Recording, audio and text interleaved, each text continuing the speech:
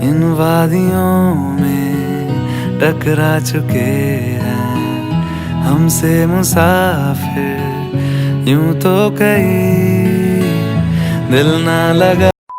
এটাই হচ্ছে সেই জায়গা যেখানে মা বাবা আর কি মায়ের দর্শন পেয়েছে। হ্যালো এভরিওয়ান, গুড মর্নিং সবাইকে। তো welcome and welcome back to our channel. অনেকদিন পর আমরা চলে এসেছি আবার একটা নতুন ব্লগ নিয়ে। তো তুমি কিছু বলতে চাও? এতদিন পর যে আমরা বড় ব্লগ করছি, সত্যি অনেকদিন পর ভিডিওটা করছি। আর আজকে স্পেশালি ভিডিওটা করার মানে হচ্ছে আমরা ফার্স্ট টাইম আমরা ফ্যামিলির সাথে ট্রাভেল ব্লগ করছি। তো এই টু জেড সমস্ত কিছু দেখাবো, কোথায় কোথায় যাচ্ছি সেটাও বলে দিচ্ছে। তো চলো দেখা যাক। এখন কিন্তু আমি একদমই রেডি না, কারণ ড্রেসটা আমি এটা পরে যাবো না, কারণ আমরা কোথায় যাচ্ছি না যাচ্ছি সেটা তো তোমরা একটু পরে জানতেই পারবে।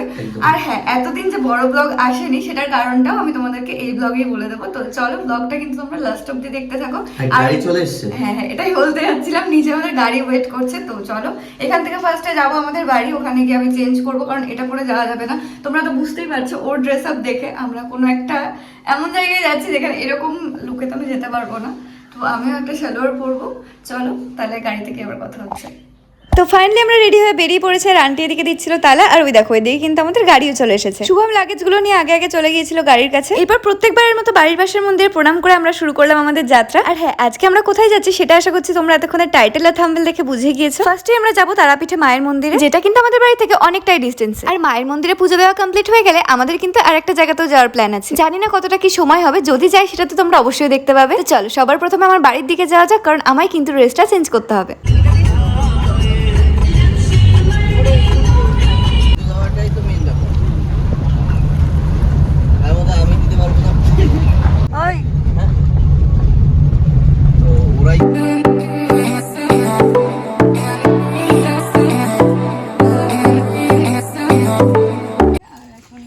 একবার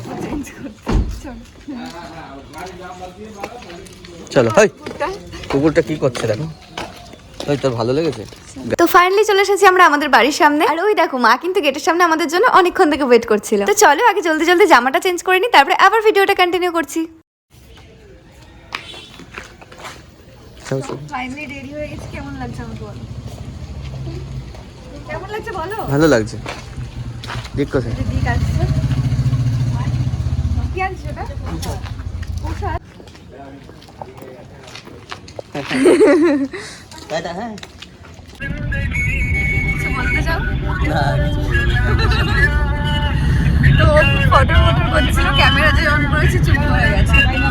বাড়ি থেকে বেরিয়ে কিছুটা রাস্তা আসার পর এখানে আমরা দাঁড়িয়েছিলাম টোল ট্যাক্সে। জানি না কেন এখানে কিন্তু আমাদের অনেকটাই সময় লেগে গিয়েছিল। আমাদের একটু তাড়াহুড়ো ছিল, কারণ সামনে কিন্তু মামারা অনেকক্ষণ ধরে আমাদের জন্য ওয়েট করছিল। তো ফাইনালি আমরা পৌঁছে গেছি মামার বাড়ির কাছাকাছি। আর ওই যে মামা, মামি আর ভাইও কিন্তু চলে এসেছে। প্রায় অনেকদিন পর আজকে আমরা সবাই মিলে ঘুরতে যাচ্ছি। আমি কিন্তু ভীষণ এক্সাইটেড ছিলাম, আর আমার ভীষণ মজা হচ্ছিল। ভালো আছো?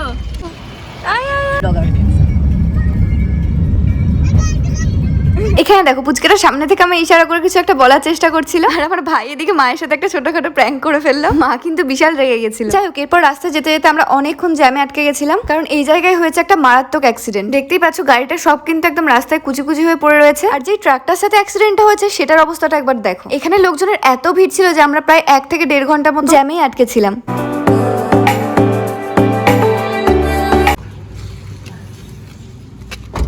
এখন আমরা চলে এসেছি পেট্রোল পাম্প। তো অনেকটা রাস্তা ট্রাভেল করার পর আমরা চলে এসেছিলাম এখানে একটা পেট্রোল পাম্পে। আর সবাই একটু এখানে ফ্রেশ হয়ে নিচ্ছিল। ওই যে দূরে দেখতে পাচ্ছ ওয়াশরুমের কাছে দাঁড়িয়ে মা আর আন্টি কি যেন গল্প করছে। তো চলো আমরাও বাকি থাকবো কেন, আমরাও একটু গিয়ে জয়েন করে যাই। তো এখানে নেমে মোটামুটি সবাই একটু হালকা করে রিল্যাক্স করে নিয়েছে আর ফ্রেশ হয়ে নিয়েছে। তো চলো এবার এগোনো যাক। সিরিয়াসলি গাইস, কিছু বলার নেই। জাস্ট আজকে সকাল থেকে এত খারাপ খারাপ দৃশ্য দেখছি। দেখো এখানে আমাদের চোখের সামনে একটা মারাত্মক অ্যাক্সিডেন্ট হতে যাচ্ছিল। যাই হোক, ভগবানের আশীর্বাদে মোটরসাইকেলে থাকা দুজনেরই সেরকম কোনো ক্ষতি হয়নি। প্রায় 4 থেকে 4.5 ঘন্টা ধরে গল্প করতে করতে আর গান শুনতে শুনতে ফাইনালি আমরা পৌঁছে গেছি তারাপীঠ। ফাইনালি আমরা চলে এসেছি তারাপীঠ। আর এখন হচ্ছে আমরা গাড়ি থেকে নামবো। এইমাত্র পৌঁছালাম। করছে যাই হোক, তো চলো নেমে আবার ব্লগটা কন্টিনিউ করছি, তোমরা কিন্তু দেখতে থাকো। তো গাড়ি থেকে নেমে আমরা চলে এসেছি একটা দোকানের সামনে। আর এখানে মানে কি এটা মিষ্টি দোকান আছে ভেতরে। যাই হোক, একটা হোটেল মতো আছে। তো যার যা দরকার এখান থেকে নিয়ে নিচ্ছে, তারপর আমরা যাবো পুজো দিতে। তাই তো কি হলো, টায়ার্ড লাগছে তোমাদের? তো তোমরা কি অনেক টায়ার্ড এত দূর এসে? এত একটু টায়ার্ড আছে। প্রচন্ড রোদ। তো চলো ভেতরে যাই, পুজোটা দিই, আর যদি পারি ভেতরে গিয়েও ব্লগটা করছি, যতটা পারবো তোমাদের সাথে শেয়ার করবো। তো এখন আমরা যাচ্ছি মন্দিরের ভেতরে, ভিড়টা তো তোমরা দেখতেই পাচ্ছ, যেহেতু আজকে মঙ্গলবার আছে সেই কারণে ভিড়টা কিন্তু এখানে অনেকটাই বেশি, তাই তো? দর্শনে করবেন কি আছে? হ্যাঁ, দর্শন। তোমরা যারা যারা এর আগে তারাপীঠে এসেছো তারা তো জানোই এখানে কিন্তু ঢোকার মুখে অনেক অনেক দোকান রয়েছে, যেখানে রয়েছে অনেক সুন্দর সুন্দর জুয়েলারি, ঠাকুরের ছবি, ব্যাগ, ঠাকুরের বাসনপত্র, আরো অনেক কিছু। তো পাশে একটা ফুলের দোকান দেখে আমরা এখানে দাঁড়িয়ে পড়েছিলাম মায়ের জন্য ফুলের মালা আর একটা পদ্ম ফুল নেওয়ার জন্য। এরপর হঠাৎ করেই দেখি শুভমকে খুঁজে পাচ্ছি না, তারপর গিয়ে দেখলাম এখানে একটা ঠাকুরের বাসনের দোকানে গিয়ে ও কিছু একটা কথা বলছিল। এরপর মায়ের জন্য পুজোর পাটা নিয়ে আমরা গিয়ে যাচ্ছিলাম মন্দিরের দিকে। যেহেতু আজকে মঙ্গলবার প্লাস অমাবস্যা একই দিনে পড়েছে সেই কারণে কিন্তু আজকে ভিড়টাও একটু বেশিই ছিল। ওই যে উপর দিয়ে যে লাইনটা তোমরা দেখতে পাচ্ছ, এখন কিন্তু আমরাও গিয়ে ওখানে লাইন দেবো, কারণ লাইন ছাড়া কিন্তু এখানে পুজো দেওয়া কোনোভাবেই সম্ভব না।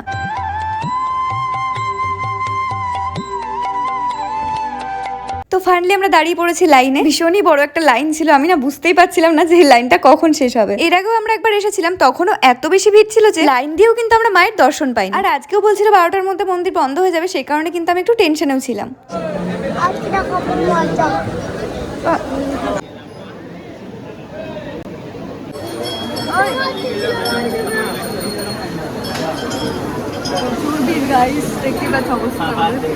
এখন বাজে পুরোপুরি 12টা, আর এখন আমরা পৌঁছে গিয়েছি মায়ের মন্দিরের ঠিক দরজার কাছে। যাই হোক, আজকের পুজোটা কিন্তু সত্যি খুব ভালোভাবে দিতে পেরেছি। মন্দিরের ভেতরে ক্যামেরা এলাও করে কি আমি ঠিক জানি না, বাট দেখো শুভম কিন্তু মন্দিরের ভেতরে গিয়েও ক্যামেরাটা অন রেখেছিল, কিন্তু মায়ের মুখটা কিন্তু ওর ভিডিওতে স্পষ্টভাবে আসেনি।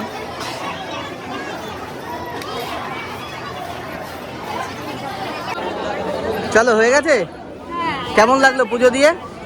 মন ভরে গেছে, এখন ধূপকাঠি জ্বালাতে যাবো। চলো এসো মা, আসো। মায়ের মন্দিরে পুজো কমপ্লিট করে আমরা চলে এসেছিলাম পাশে ভোলে বাবার মন্দিরে। আর এখানে এসেও কিন্তু দেখো শুভম ঠিক ভিডিওটা করে নিয়েছে যাতে আমি ব্লগটা তোমাদের সাথে শেয়ার করতে পারি।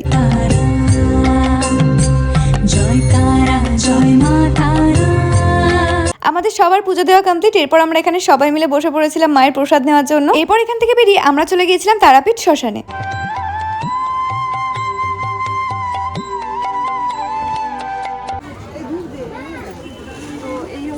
জায়গা আর ওইটা পুরনো ছিল, এদিকে দেখো আমরা নতুন হয়েছে এরকম কিছু একটা ব্যাপার, তাই না?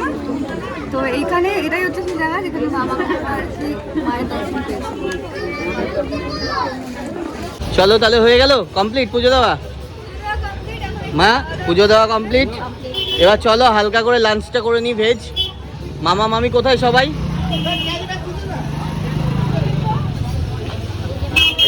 এরপর আমরা চলে এসেছিলাম একটা ভেজ হোটেলে। এখন বাজছে দুপুর 2টো মতো, আর এতক্ষণ কিন্তু আমরা সবাই উপোস ছিলাম, তাই ভাবলাম চলো নেক্সট লোকেশনে যাওয়ার আগে আমরা লাঞ্চটা কমপ্লিট করে নিই। আমাদের আজকের ভেজ থালিতে ছিল সাদা ভাত, ডাল, আলু ভাজা, এঁচোড় চিংড়ি, আলু পোস্ত, আর ছিল চাটনি আর পাপড়। তো চলো জলদি জলদি এখন আগে খাওয়াটা কমপ্লিট করে নিই, তারপরে আবার ভিডিওটা কন্টিনিউ করছি।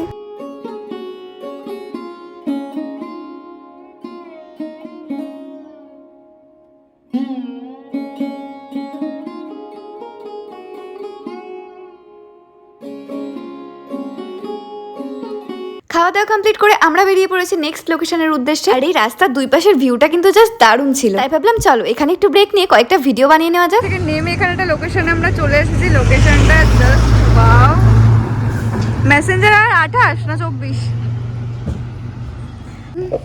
জাস্ট ওয়াও, তাই না? ভালো করতে পারো তো তুমি? পারি সিরিয়াসলি? আচ্ছা, তো দেখতে পাচ্ছ আমি প্রফেশনাল ভাই। যাই হোক, এখানে আমরা সবাই মিলে একটু নেমেছি ব্রেক নেওয়ার জন্য, আর তার থেকেও ব্রেকের থেকেও বড় কথা এই লোকেশনটা এতটা সুন্দর, তো দেখার জন্য সবাই মিলে নেমেছি। আর এই যে শুভম এখানে ফটোশুট করার জন্য পোজ দিচ্ছে।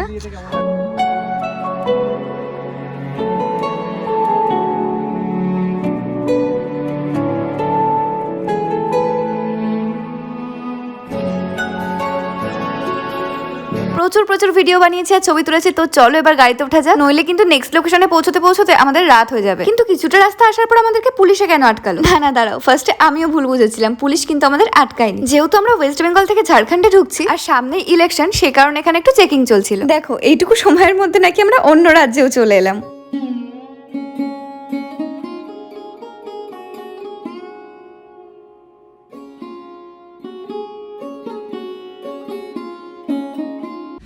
সো হ্যালো গাইস, চলে এসেছি আজকে কোথায়? তো এখন আমরা চলে এসেছি মেসেঞ্জারের অবস্থা দেখতেই পাচ্ছ, মানে সারাদিন এইভাবেই রয়েছে, ভীষণ খারাপ। আর পেছনে দেখতে পাচ্ছ পাহাড়, পেছনে পাহাড়, পাশে জল, মানে দারুণ একটা ভিজিটিং প্লেস যেটা আমরা এখন ভিজিট করলাম। ওয়েট একটা জিনিস দেখাচ্ছি। তো দেখো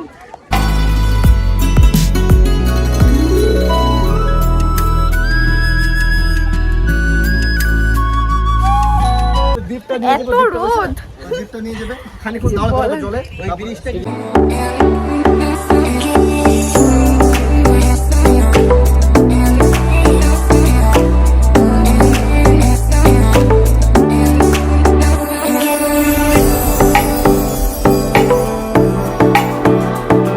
তো দেখতেই পাচ্ছ আমরা কোথায় আছি, গোবর্ধন পর্বত পিছনে। ওই জায়গায় দেখো একটু কি করছো। এই যে ও হনুমান এখন এই পাহাড়টাকে তুলবে। তো গাইস আমরা চলে এসেছি চেঞ্জ করে, দেখতেই পাচ্ছ কেমন লাগছে আমাদের লুকটা। আগের লুকটা ভালো লাগছিল না এটা কমেন্টে জানিও। আর এখন আমরা যাব বোটিং করতে, ওই যে বোটিং করতে যাব, ওরা যেরকম দেখো যাচ্ছে ওই যে অনেকটা দূর তোমরা দেখতে পাবে, তো ওখানে আমরা যাচ্ছি বোটিং করতে। এখন আমাদেরকে দেখো আর মারা ওইদিকে চলে যাচ্ছে। তো চলো এখানে একটা রিলস করব ততক্ষণ। যেহেতু এখানে কিছুটা পাহাড়ি এলাকা, তাই বোটিং করার জন্য কিন্তু আমাদের সিঁড়ি দিয়ে অনেকটাই নিচে নামতে হচ্ছিল। আর এই লোকেশনটা দেখতে পাচ্ছ কত সুন্দর।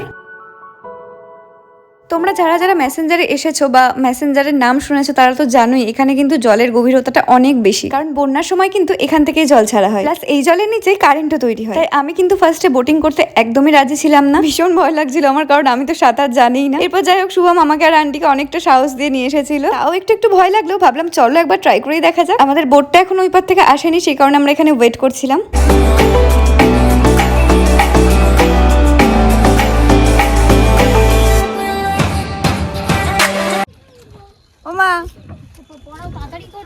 তো ফাইনালি আমাদের বোটটা এই পারে চলে এসেছে, আর এখানে দেখো শুভম লাইফ জ্যাকেটটা একদম ভালোভাবে পরে নিচ্ছে। তো চলো এবার আমি আমার লাইফ জ্যাকেটটাও পরে নিই।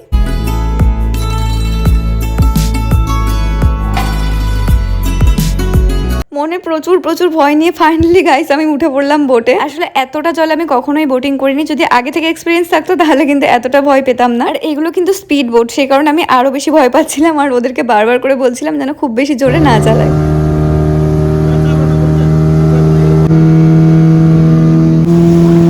আস্তে আস্তে আস্তে আস্তে আস্তে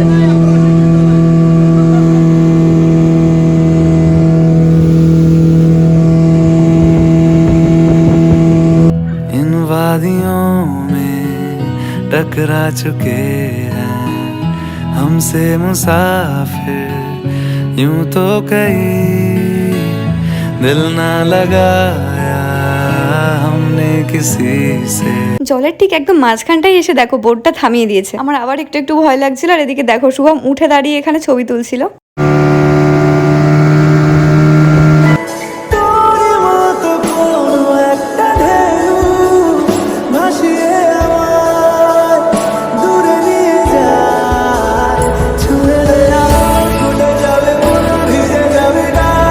বোটিং করা কমপ্লিট, মানে আমাদের টাইমের আগেই নামিয়ে দিয়েছে, 5 মিনিট ঘুরিয়ে নামিয়ে দিয়েছে, কারণ আমরা একটু ভয় পাচ্ছিলাম বেশি, তাই শুভমের মুডটা একটু অফ হয়ে গেছিল এখানে। আমাদের ঘোরা কমপ্লিট।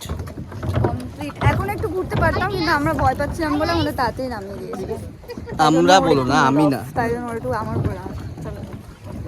ঘোরাফেরা কমপ্লিট, ফাইনালি দেখো সন্ধে নেমেই গেছে, তাই গাড়িতে ওঠার আগে এখানে আমরা নিয়ে নিচ্ছিলাম ঝালমুড়ি। সারাদিন ধরে এত ভিডিও করেছি, এত ছবি তুলেছি যে ফোনের চার্জই শেষ হয়ে গেছে, তাই এখানে একটা দোকানে একটু ফোনটা চার্জে বসিয়ে দিয়েছিলাম যাতে অন্ততপক্ষে ভিডিওর এন্ডিংটা দিতে পারি। এরপর গাড়িতে উঠে কোনো ফুটেজ নেওয়া হয়নি, আর এখন বাজছিল রাত 11টা মতো। বাড়ির কাছে একটা রেস্টুরেন্টে আমরা করছিলাম ডিনার। আজকের ফুল ভিডিওটা কেমন লাগলো কমেন্টে অবশ্যই জানিও। টাটা।